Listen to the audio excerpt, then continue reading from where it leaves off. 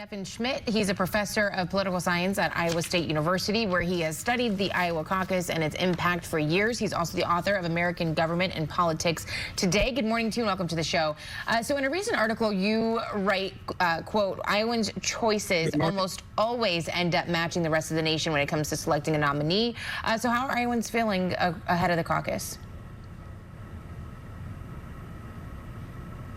Well, I agree, and I think that this year, nothing that we know from the past is going to hold, because Donald Trump is simply a phenomenon that we've never seen. So we're going to have to watch this really closely. It's going to be one of the most exciting caucus nights, including blizzards and cold weather, which we always get.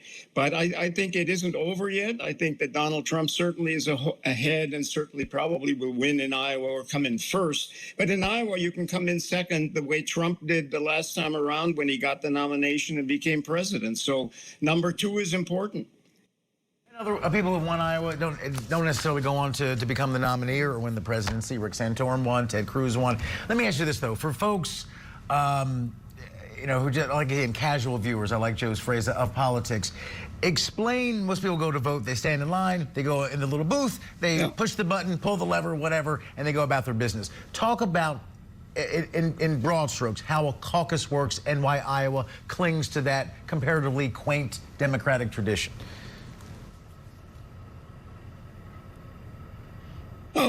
Iowa has this thing where people in each party on the night of the caucuses go at 7 o'clock. They go into a school or a fire station. I went to some friend's home that was near my farm, and you sit down, you talk for a while, and you say why you should vote for Trump, and other people say why you should vote for DeSantis, and you have a little conversation. And the Republican Party, it's really simple. After you have that conversation, you write the name on a piece of paper, put it in the ballot box. The person who is the chair of each of those precincts, there are 1,700 precincts in Iowa, and often they're right close to your house. And that person calls into the capital city, Des Moines, and says, Donald Trump got so many votes here, and Haley got so many. And then we announce it to the media.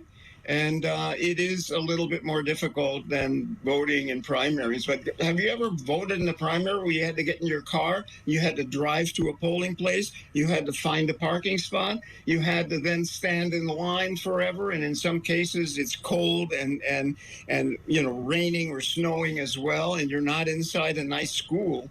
Who says that primaries are so simple? They're not. They're also complicated. And the turnout in primaries is a little bit bigger, but it's not very good. I mean, the process, it requires people to commit to politics, which most people don't really want to do.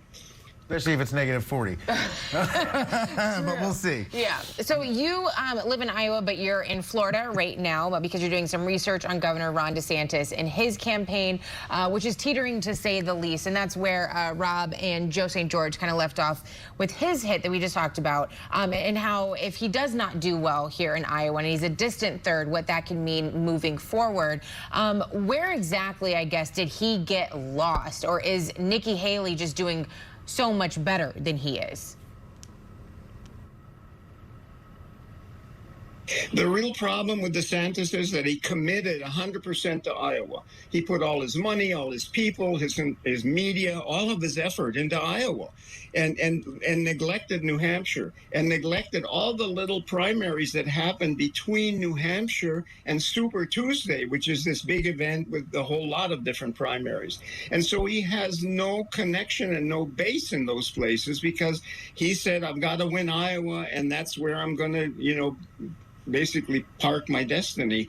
And that, I think, was a real mistake. I don't know if he can recover from that, because it takes a long time to build, a turnout organization to get people to come to the primaries and vote for you. So it's kind of odd that he didn't spread his money a little wider. And, when you're betting, you might bet on a few different numbers and not on just one lottery ticket.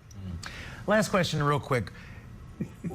Again, for folks who don't live in Iowa and casually follow politics, do you think there is any misperception about Iowa politics or Iowans that would help the country better understand what we're going to watch on Monday night? Give me a sense of Iowa beyond red state, middle of the country, and it's really cold. Well, Iowa is just like the rest of the country. The Republicans now, as in the rest of the country, have become very, very conservative. They used to be a little bit more moderate and negotiated with the Democrats. The Democrats have become very, very liberal. And so Iowa has seen this division between Democrats and Republicans like the rest of the country. Iowa is no different from the rest of the country.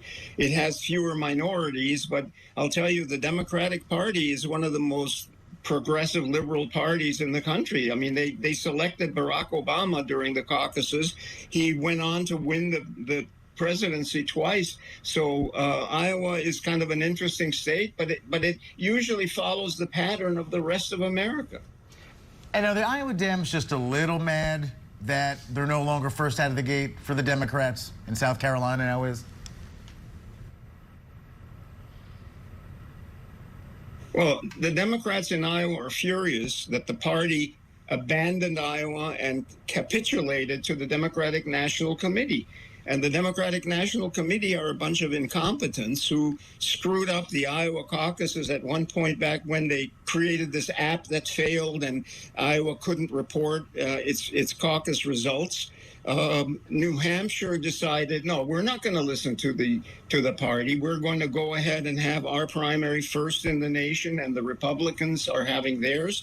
And the Democrats in New Hampshire said, I respect them for it. Politics is not out of Washington, D.C. Politics comes from the bottom up. And we're going to keep our primary. And if you take away our delegates, well, that's the way it goes. But Iowans are pretty angry that the Iowa Democratic Party surrendered. I love a salty Iowan. I thank you for speaking your mind. That was that. Incompetent. I'm going to use that soundbite for. All right, Iowa State University professor Stephen Schmidt, thank you so much for your time. We appreciate it. All right, we're going to.